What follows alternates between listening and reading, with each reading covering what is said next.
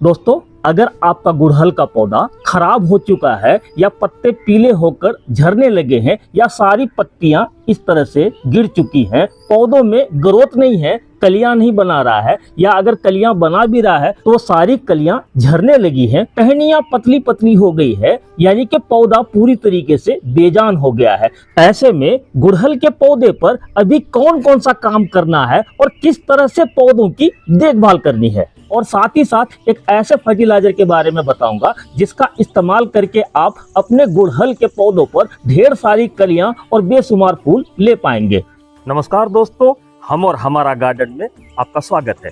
दोस्तों, जुलाई का महीना यानी कि रेनी सीजन, और रेनी सीजन में सभी पौधे अच्छी तरीके से ग्रोथ लेने लगता है। मई जून की तेज धूप और भीषण गर्मी के बाद अब समय आ गया है गुड़हल के पौधे से भर भर के फूल लेने का।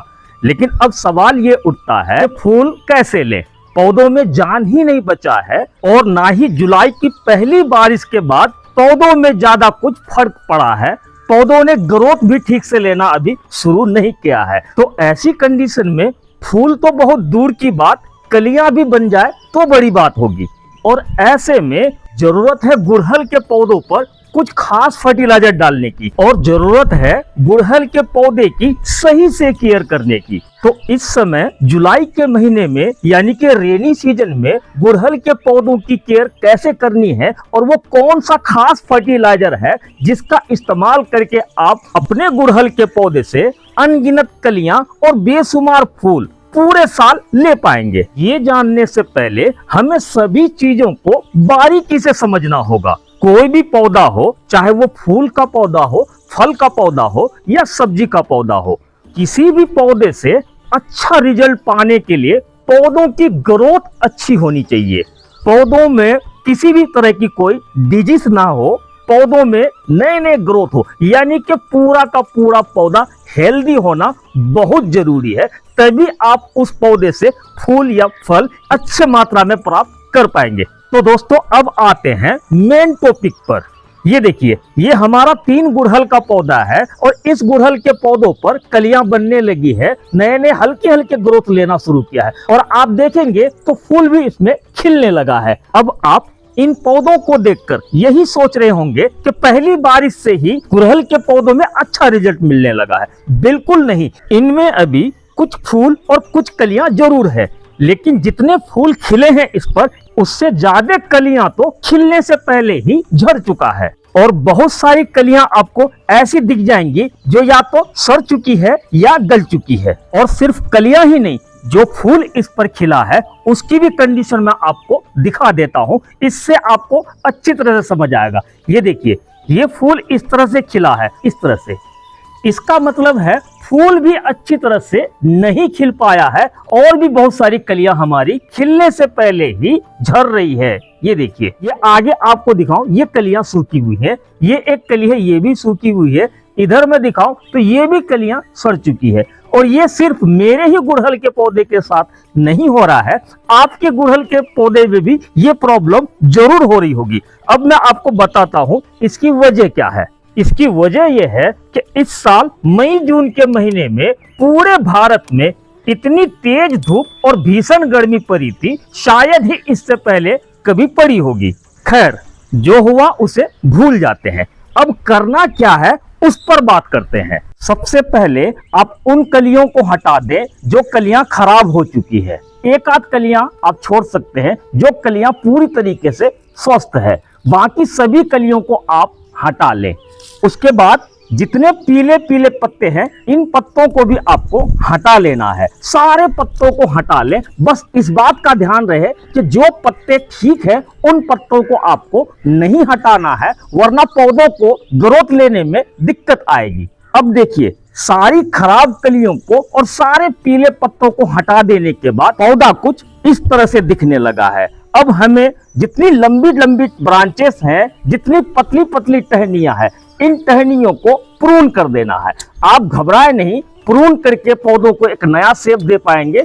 और प्रून ही क्यों, इस समय पर आप अपने गुड़हल के पौधों की रिपोर्टिंग भी कर सकते हैं। और हाँ, टहनियों को कट करते टाइम कुछ टहनियों में इस तरह से अगर कलियां भी हो तो भी आपको कट करके हटा देना है। अब मैं आपको बताता हूं क्यों हटाना है। ये इतनी सी पतली टहनियों को हमने कट करके हटा दिया, जबकि इस पर कलियां लगी है। अगर इस कली को रहने देंगे तो या तो ये कली नहीं खिलेगी, और अगर कली खिल भी गई तो फूल अच्छी तरह से नहीं खिल पाएगा, जैसा कि हमने अभी आपको दिखाया था।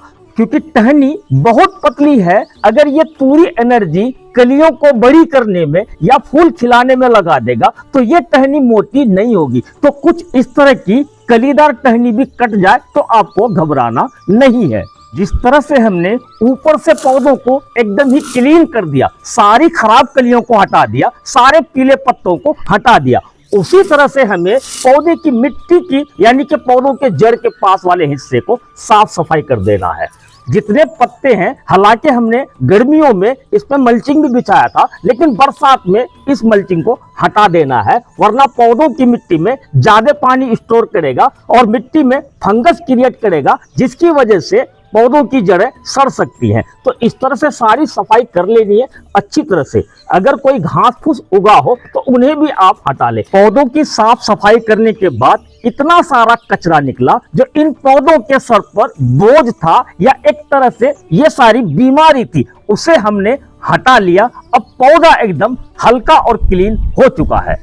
उसके बाद आप ड्रेनेज होल को चेक कर ले और मिट्टी को एक बार चेक करना जरूर है कि अगर आपके पौधे की मिट्टी भूरी है तो ठीक है, अगर मिट्टी सख्त हो गई है तो मिट्टी को एक बार नरम करना जरूरी है। तो नरम करने का तरीका वही है कि आप पौधे की मिट्टी की गुड़ाई कर ले। मिट्टी पौधे की जितनी नरम रहेगी, जड़ों का विकास उतना तेजी से होगा। उसके बाद हम जो भी फर्टिलाइजर अपने गुड़हल के पौधों को देंगे, वो सारा फर्टिलाइजर हमारे पौधों के ऊपर तक जाएगा, उसी से कलियां बनाएगा और उसी पर फूल खिलेंगे। तो अभी हमें इसकी ग्रोथ बढ़ानी है, पौधों को मजबूत करना है, टहनियों को स्ट्रॉन्ग बनाना है, ताकि पूरे साल भर भर के फूल दे। तो उस पर काम करना जरूरी है। तो पौधे की मिट्टी को आप लूज कर ले। और हाँ, गुड़ाई करते टाइम आपको पौधे के बिल्कुल तने के पास खुरपी नहीं चलानी है, क्योंकि बरसात के सीजन में आप मिट्टी की गुड़ाई कर रहे हैं तो तने कट सकते हैं या उसके बगल की जो मोटी जड़ें हैं वो कट सकती है। सिर्फ किनारे किनारे आपको गुड़ाई करनी है। गुड़ाई करते टाइम आपको मिट्टी को इस तरह से बीच में चढ़ा देना है।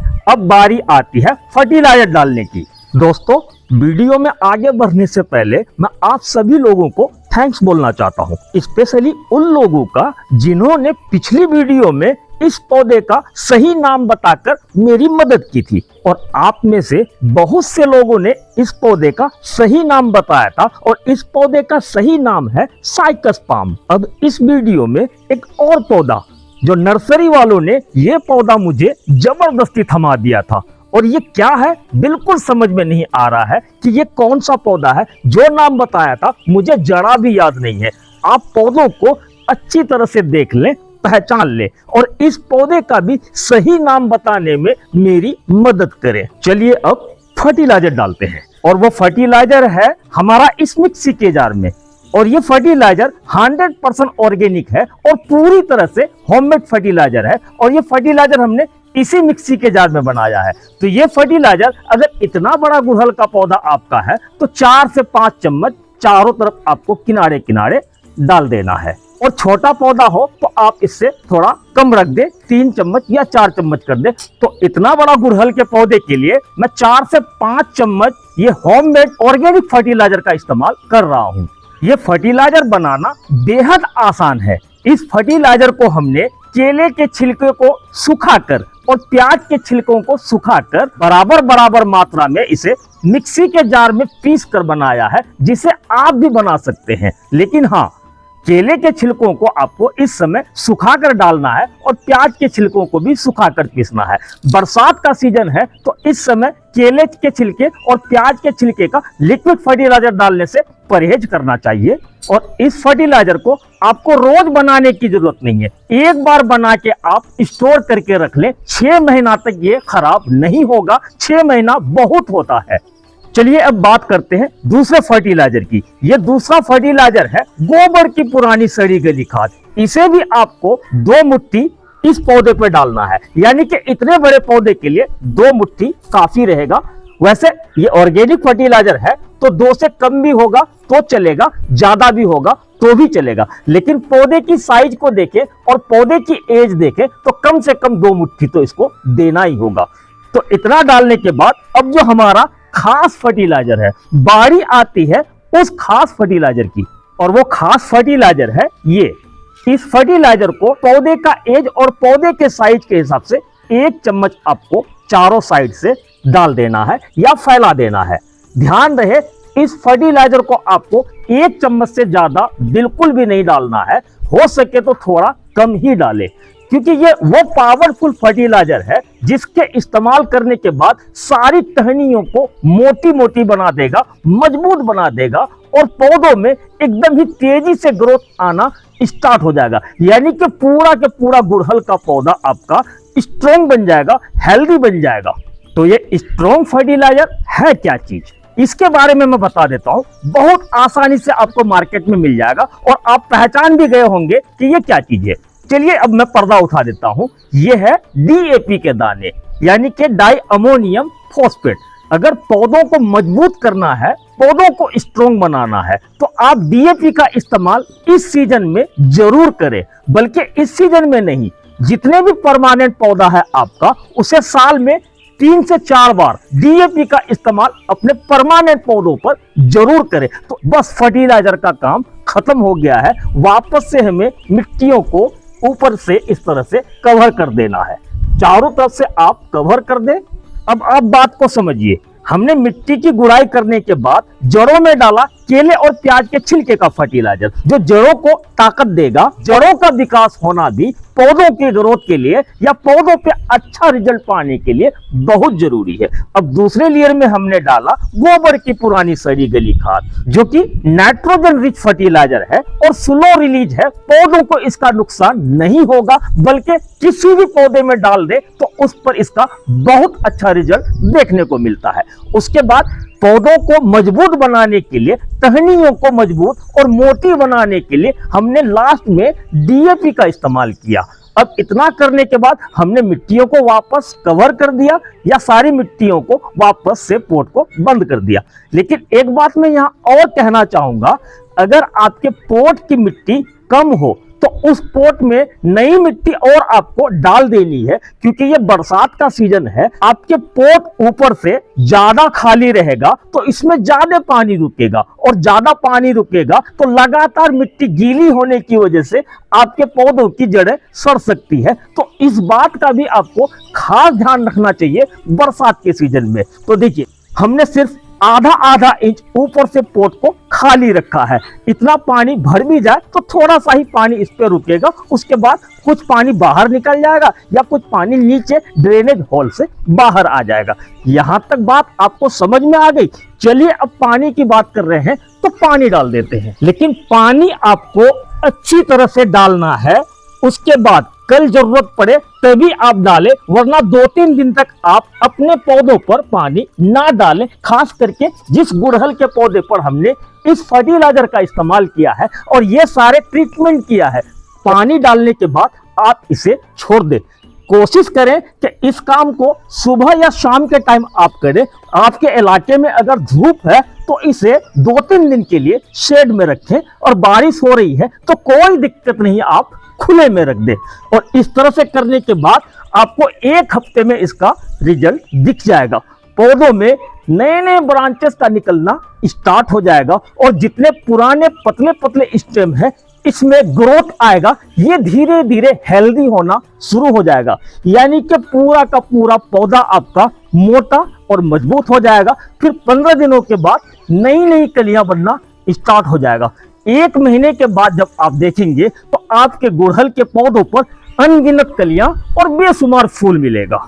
तो दोस्तों आज के लिए बस इतना ही। हमारे द्वारा दी गई जानकारी अगर आपको अच्छी लगी हो तो वीडियो को लाइक करके कमेंट करना ना भूलें, और हाँ, वीडियो अगर अच्छी लगी हो तो वीडियो को शेयर भी कर दें। जो लोग अभी तक हमारा ये चैनल सब्सक्राइब नहीं किए हैं वो चैनल को सब्सक्राइब करके बेल आइकन को ऑल पे कर लें, ताकि आने वाले वीडियोस के नोटिफिकेशन आपको मिलती रहे। तो मिलते हैं इसी तरह की पेड़ पौधों से जुड़ी जानकारी लेकर, तब तक के लिए हमें दीजिए इजाजत।